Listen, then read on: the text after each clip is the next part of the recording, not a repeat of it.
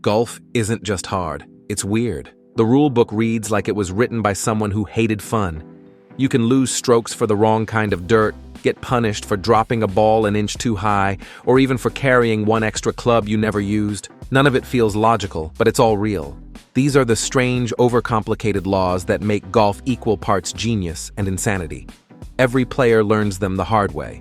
One penalty, one rule slip, one ridiculous decision at a time. 1. The bunker rule. There's no rule in golf that feels more unfair than this one. If your ball lands in what appears to be ordinary dirt, stomped flat by thousands of spectators, you might think it's safe to take your stance like normal. But the rule book says otherwise. If that patch of ground is technically part of a bunker, even if it's been trampled beyond recognition, it's still treated as a hazard. You can't ground your club, and you can't touch the sand before the shot. The course may look like chaos, but the rules don't care. This is one of those gray areas that can ruin a perfect round. Players are expected to identify every grain of sand that might count as in the bunker. It doesn't matter if fans have stood on it all day, or if it's more dirt than sand. Once a course official declares it bunker territory, it becomes sacred ground. The logic is that golf needs consistency, but this rule often turns common sense upside down. Most people see trampled dirt, not a hazard. The rule sees only one thing: bunker. The penalty for making that mistake is brutal. 2 strokes. It's not about hitting a bad shot or missing a putt. It's about misreading the environment around you. Golf is a sport where the course itself has a personality, but this rule proves that sometimes it has an attitude too. 2. The scorecard trap. Few rules in any sport are as technical and as strange as the scorecard rule. At the end of every round, players must sign and hand in their scorecard. Sounds simple, but the rule is that if your scorecard shows even one incorrect number, even by accident, it becomes your official score. If it's higher than what you actually shot, too bad. If it's lower, you're out completely. That's the difference between finishing strong and walking away disqualified. The reason this rule exists is to protect the integrity of the game. The idea is that golfers are responsible for every number written beside their name, but that doesn't make it feel any less absurd. In any other sport, a clerical error wouldn't end your day. In golf, it can erase hours of work in a single signature. It doesn't matter how perfectly you played. It doesn't matter if it was someone else's handwriting. Once you sign that paper, the rule book seals your fate. This rule feels like it came from another era, one where trust was more important than technology. Today, we have digital scoreboards, officials, and video review, yet this one remains untouchable. Players can hit drives over 300 yards with modern clubs, but the wrong pen stroke still beats them. That's golf at its most unforgiving. 3. The ground trick. Now this one borders on absurd. If a golfer places something under their knees or feet to stay clean or stable while taking a shot, it's called building a stance. That might sound harmless, but it's considered a major rule breach. Even a towel placed under your knees to avoid mud or dirt counts. It doesn't matter if it doesn't affect the shot. The rule says you've gained an unfair advantage. The strange part is how specific it gets. The rule doesn't care about intention. It only cares about the fact that something was placed. The logic is that golf must be played as the course lies. You adapt to the ground, not the other way around. But when that ground is wet, muddy, or covered in leaves, it feels like the rule punishes practicality. You can almost understand the reason behind it: fairness. But the way it's enforced can turn the smallest act into a full disqualification. A towel to protect your pants? Illegal. A club used for balance? Also risky. The rule turns ordinary preparation into crime-level detail. It's one of those golf laws that make players double-check their every move, not because it helps them play better, but because it could cost them everything if misunderstood. This rule might be the purest symbol of golf's obsession with purity. It's about respecting the course, but sometimes it borders on parody. 4. The viewer's penalty. There was a time when people sitting on their couches could literally change the outcome of a professional tournament. Imagine a viewer at home watching a player mark their ball slightly off-center on the green. That viewer emails or calls in to the rules committee, and hours later, the player is hit with a multi-stroke penalty, all because of a TV replay. That rule existed for years.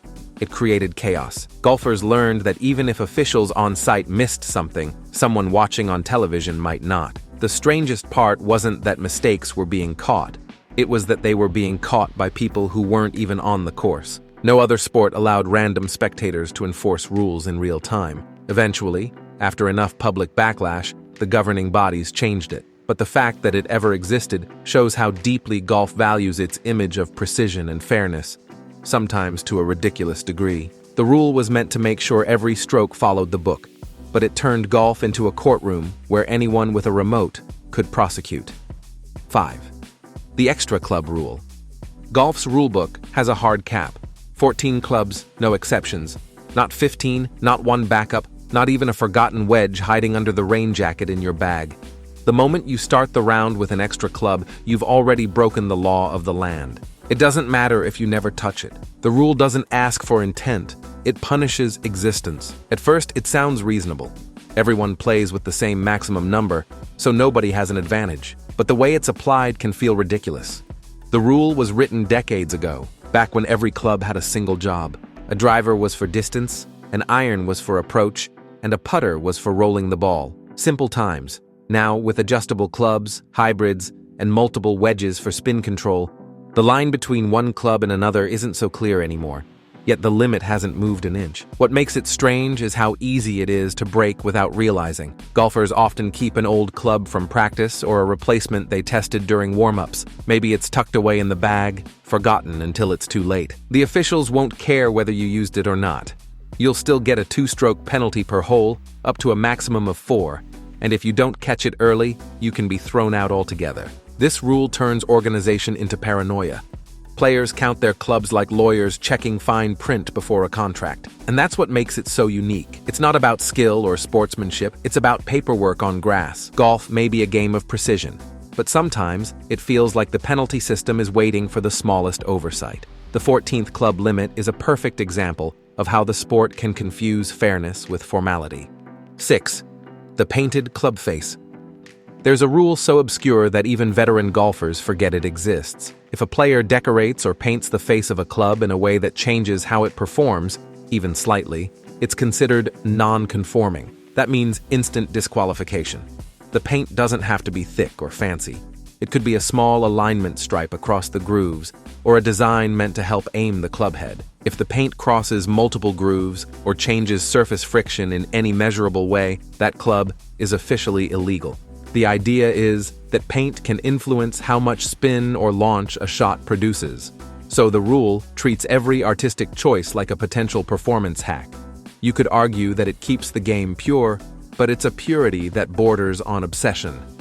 In reality, nobody is spinning a ball 10 feet more because of a thin layer of paint. But in golf's universe, even decoration becomes data.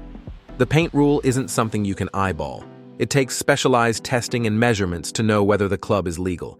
For everyday golfers, it's a non-issue. For professionals, it's a trap waiting to happen. You can show up with a completely ordinary-looking club, and officials can still rule it out. This rule says a lot about how golf sees itself, not just as a sport, but as an exact science. Every groove, every surface, every microscopic detail matters. Even a paint line meant to help alignment can be seen as a performance enhancer. It's precision gone to extremes. And the strangest part? You could buy the club off the rack, never knowing it violates a technical measurement, and still face the same punishment. Golf's version of justice doesn't ask why. It just says no.